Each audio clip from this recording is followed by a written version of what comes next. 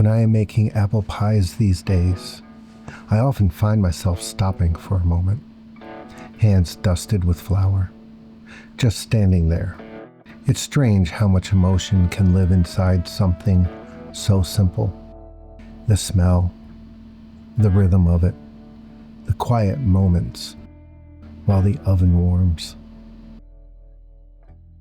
It all carries more weight than it probably should. For a long time, I didn't fully understand why.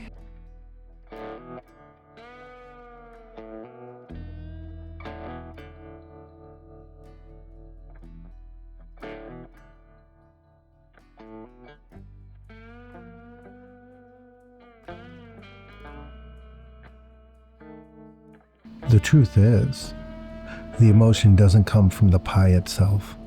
It comes from someone who isn't here anymore. Someone who shaped who I became long before I realized it was happening. When I start pulling those memories apart, I follow them. They always seem to lead me to the same place. When I think back now, my mind wanders to the 70s and the 80s, to a person who had one of the largest impacts on my life. Someone I knew almost from day one, all the way through to my early 20s. In many ways, Judy was closer to me than my own mom.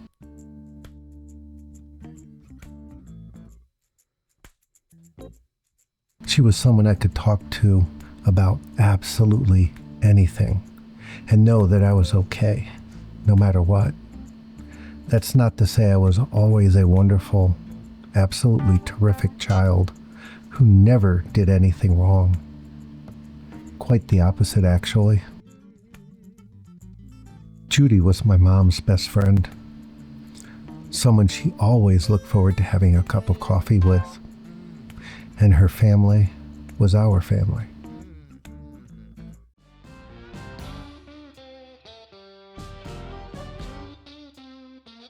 No matter what was happening in our lives or in the world, we always looked forward to spending time together.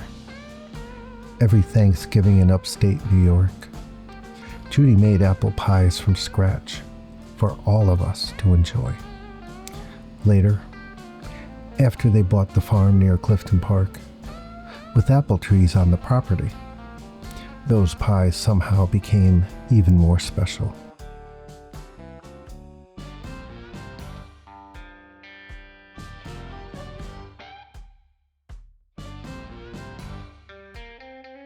Time does have a way of softening the rough edges of memory and turning even the work into something golden.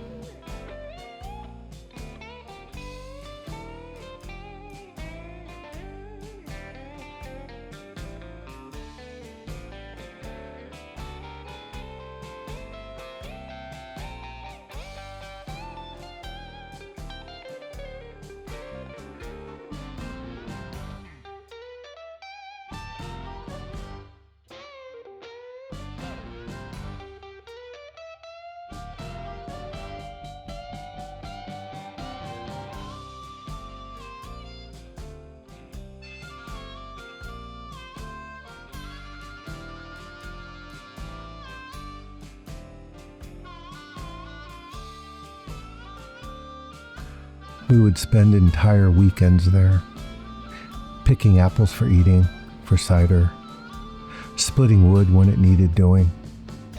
The crisp air would bite at our ears and fingers as we scrambled up into the trees, sheep roaming around us below. It felt endless in the way childhood does. Sometimes, after all of that, while we played, the smell of pies baking would slowly fill the house. Cinnamon, nutmeg, butter. It would drift through the rooms and wrap around everything. When the pies finally came out of the oven, the smiles were both exuberant and anticipatory. Steam rising, heat rolling off of them. Families gathered again. Even as we got older, when we weren't next door neighbors anymore, and the drive stretched to 20 or 30 minutes across different parts of northern New York State. It still felt like coming home.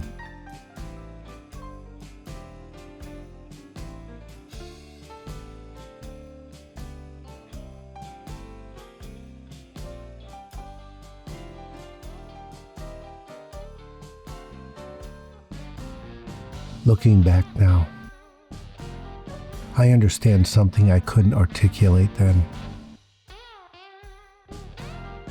Judy was one of those rare people that anyone could talk to. She was full of warmth, love, and an easy kind of happiness. She always had something kind to say when I walked through the door, and because she was, in many ways, my second mom, that kindness came with boundaries too. She could be a disciplinarian when required. Like the time I got caught chasing the sheep with the ride-on lawnmower. But I digress. What mattered most was that I never felt out of place in her home. I was always welcome no matter what, and without judgment. It made it easy to just be yourself, without worrying too much about who you were becoming, in a world that can be quietly cruel to children. Her home was a place of safety. As I finished high school and started thinking about college, Judy was there in the same way she always had been, listening, not judging, gently helping me make sense of what I wanted. 2 semesters into college, while working for the New York State Parks Department, I found myself seriously contemplating dropping out. After many long talks with Judy, I finally made the decision to leave college and pursue a career in what is now known as hospitality. Not long after, I got a job at Bear Mountain Inn, working as a prep cook.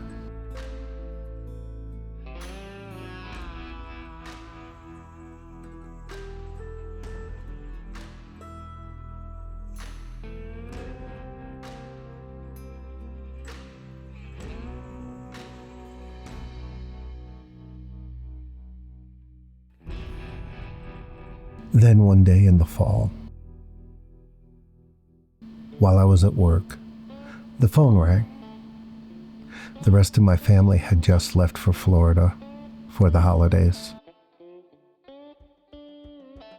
An almost unintelligible message was left on the machine. I remember rewinding it late that night, over and over, just trying to understand what I was hearing. I think I fell to the floor. I don't remember much after that, except for the 3 calls I made. The first was to Judy's family, trying to get clarity on what had happened.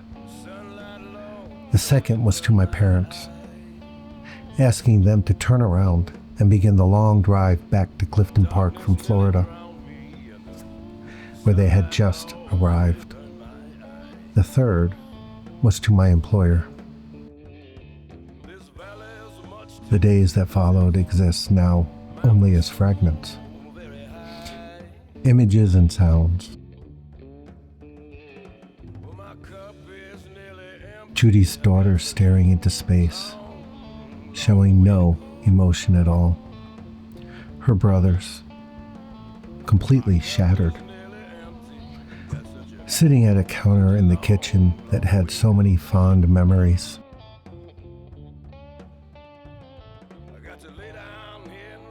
Not comprehending all that was going on around me, just noise to fill a void. The funeral,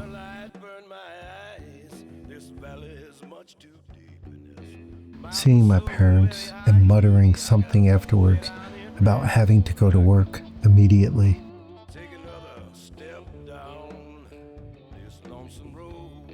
Run. Get out. Hide.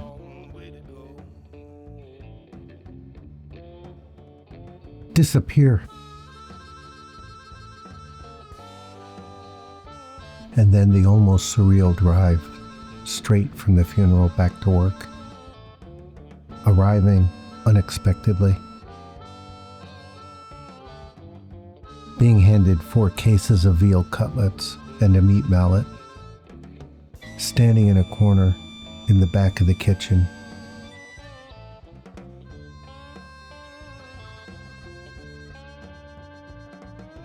pounding them out, almost breaking the table beneath them.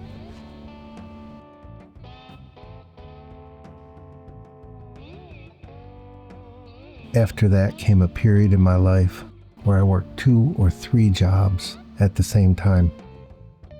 I would drive between them, falling asleep at the wheel.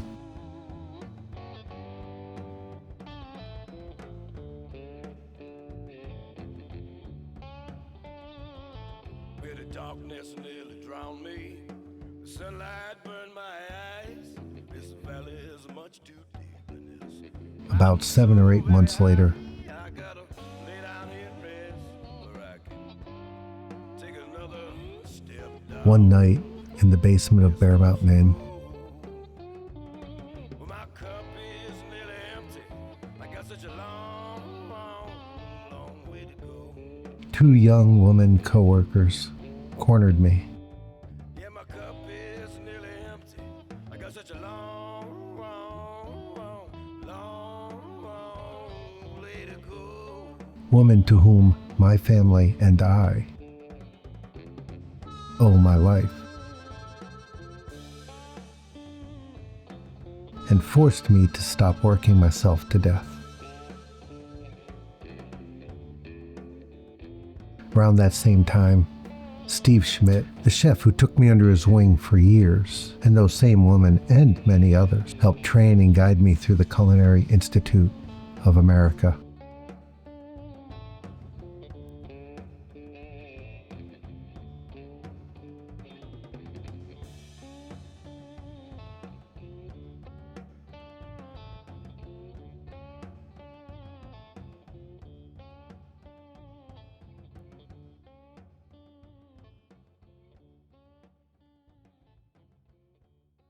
It wasn't until much later, with age and distance, that I realized something I couldn't have known back then. Judy didn't just give comfort.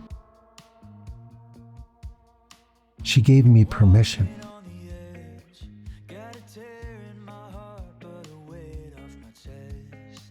To choose my own path, to trust myself, to become someone without fear of judgment.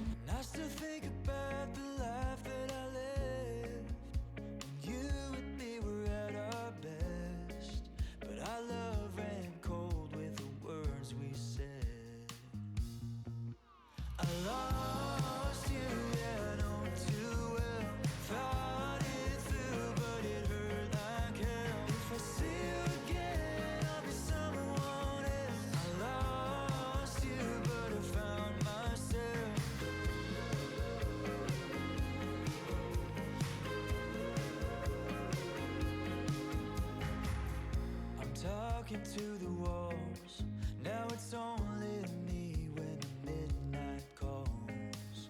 And I wonder where you are, 'cause the lights are on, but I'm in the dark. And I think it's better off this way, I won't cover up the scars. I lost you, yeah, I know too well. Thought it through, but it hurt like hell. If I see you again, I'll be someone else. I lost you, but I found myself.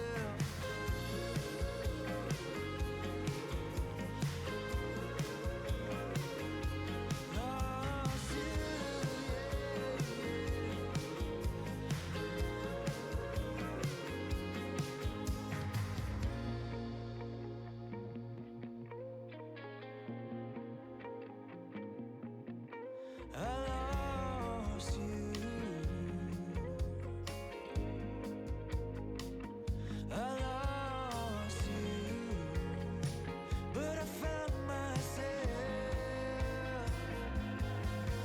I lost you, yeah, I know too well. Thought it through, but it hurt like hell. If I see you again, I'll be someone else. I lost you, but I found myself. I lost you, yeah, I know too well. Thought it through, but it hurt like hell. If I see you again, I'll be someone else. But I found myself.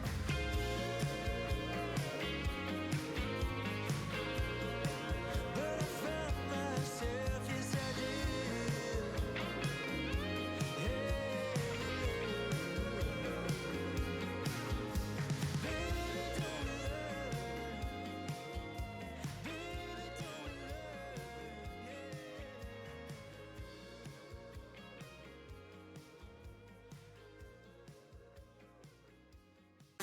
That gift carried me through grief, through exhaustion, and into a life she never got to see, but somehow helped build anyway. In late February of 1989, had a dinner in the American Bounty right after my graduation ceremony.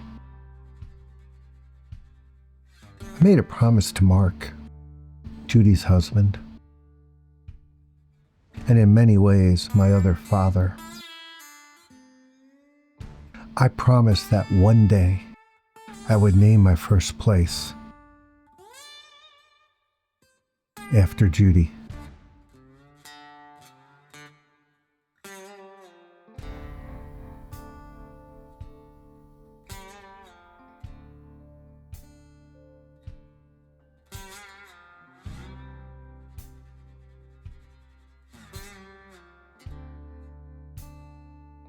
And now, decades later,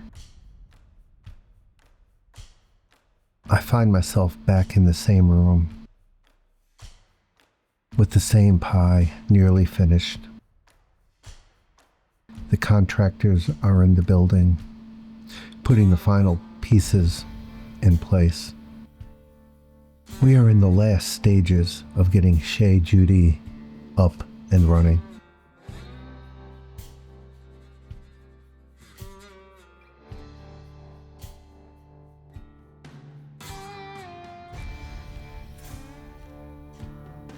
What once felt like a distant idea is becoming real.